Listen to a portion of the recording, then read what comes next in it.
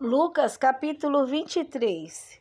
E levantando-se toda a multidão deles, o levaram a Pilatos. E começaram a acusá-lo, dizendo: Havemos achado este pervertendo a nossa nação, proibindo dar o tributo a César, e dizendo que ele mesmo é Cristo, o rei. E Pilatos perguntou-lhe, dizendo: Tu és o rei dos judeus? E ele respondendo, disse-lhe: Tu o dizes. E disse Pilatos aos principais dos sacerdotes e à multidão: Não acho culpa alguma neste homem. Mas eles insistiam cada vez mais, dizendo: Alvoroça o povo, ensinando por toda a Judeia, começando desde a Galiléia até aqui. Então Pilatos, ouvindo falar da Galiléia, perguntou se aquele homem era galileu. E sabendo que era da jurisdição de Herodes, remeteu-o a Herodes, que também naqueles dias estava em Jerusalém. E Herodes, quando viu a Jesus, alegrou-se muito, porque havia muito que desejava vê-lo, por ter ouvido dele muitas coisas, e esperava que lhe veria fazer algum sinal. E interrogava-o com muitas palavras, mas ele nada lhe respondia. E estavam os principais dos sacerdotes e os escribas acusando-o com grande veemência. E Herodes, com os seus soldados, desprezou-o e, escarnecendo-se dele, vestiu-o de uma roupa resplandecente e tornou a enviá-lo a Pilatos. E no mesmo dia Pilatos e Herodes entre si se fizeram amigos, pois dantes andavam em inimizade um com o outro. E convocando Pilatos os principais dos sacerdotes e os magistrados e o povo, disse-lhes: Haveis-me apresentado este homem como pervertedor do povo, e eis que, examinando na vossa presença, nenhuma culpa de que o acusais acho neste homem, nem mesmo Herodes, porque a ele vos remeti, e eis que não tem feito coisa alguma digna de morte. Castigá-lo-ei, pois, e soltá-lo-ei. E era-lhe necessário soltar-lhes uma pela festa. Mas toda a multidão clamou a uma, dizendo: Fora daqui com este, solta-nos Barrabás, o qual fora lançado na prisão por causa de uma sedição feita na cidade e um homicídio. Falou, pois, outra vez Pilatos, querendo soltar a Jesus. Mas eles clamavam em contrário, dizendo: Crucifica-o, crucifica-o. Então ele pela terceira vez lhe disse: Mas que mal fez este? Não acho nele culpa alguma de morte. Castigá-lo-ei, pois, e soltá-lo-ei. Mas eles estavam com grandes gritos, pedindo que fosse crucificado. E os seus gritos e os dos principais dos sacerdotes redobravam. Então Pilatos julgou que devia fazer o que eles pediam, e soltou-lhes o que fora lançado na prisão por uma sedição e um homicídio, que era o que pediam, mas entregou Jesus à vontade deles.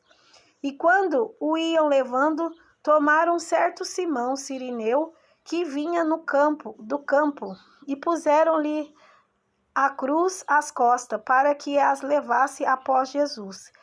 E seguia-o grande multidão de povo e de mulheres, os quais batiam nos peitos e o lamentavam. Porém Jesus, voltando-se para elas, disse: Filhas de Jerusalém, não choreis por mim, chorai antes por vós mesmas e por vossos filhos, porque eis que hão de vir dias em que dirão: Bem-aventuradas as estéreis, e os ventres que não geraram, e os peitos que não amamentaram. Então começarão a dizer aos montes: Cai sobre nós, e aos outeiros: Cobre-nos. Porque se o madeiro verde fazem isto, que se fará ao seco? E também conduziram outros dois, que eram malfeitores, para com ele serem mortos. E quando chegaram ao lugar chamado Caveira, ali o crucificaram, e aos malfeitores, um à direita e outro à esquerda. E dizia Jesus: Pai, perdoa-lhes, porque não sabem o que fazem. E repartindo seus vestidos, lançaram sortes, E o povo estava olhando, e também os principais zombavam dele, dizendo: aos outros salvou, salve-se a si mesmo, se este é o Cristo, o escolhido de Deus. E também os soldados o escarneciam, chegando-se a ele e apresentando-lhe vinagre, e dizendo: se tu és o rei dos judeus, salva-te a ti mesmo. E também por cima dele estava um título, escrito em letras gregas, romanas e hebraicas: este é o rei dos judeus.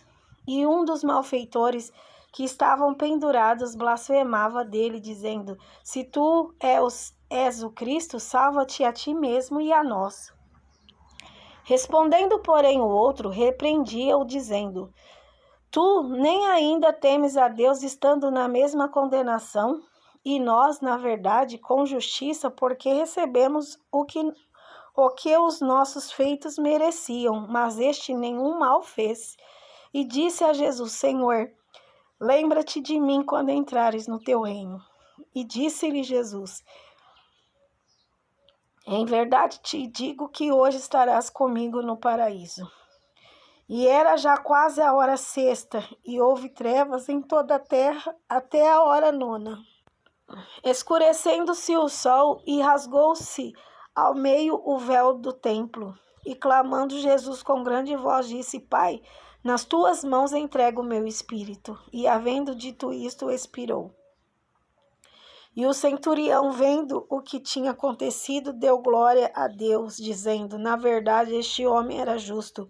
E toda a multidão que se ajuntara a este espetáculo, vendo o que havia acontecido, voltava batendo nos peitos.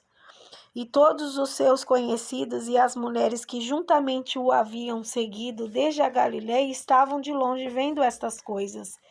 E eis que um varão por nome José, senador, homem de bem e justo, que não tinha consentido no conselho e nos atos dos outros, de Arimateia, cidade dos judeus, e que também esperava o reino de Deus, esse, chegando a Pilatos, pediu o corpo de Jesus.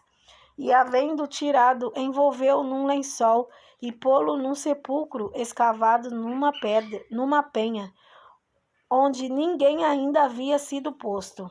E era o dia da preparação, e amanhecia o sábado. E as mulheres que tinham vindo com ele da Galiléia seguiram também e viram o sepulcro, e como foi posto o seu corpo. E voltando elas, prepararam especiarias e ungüentos, e no sábado repousaram conforme o mandamento.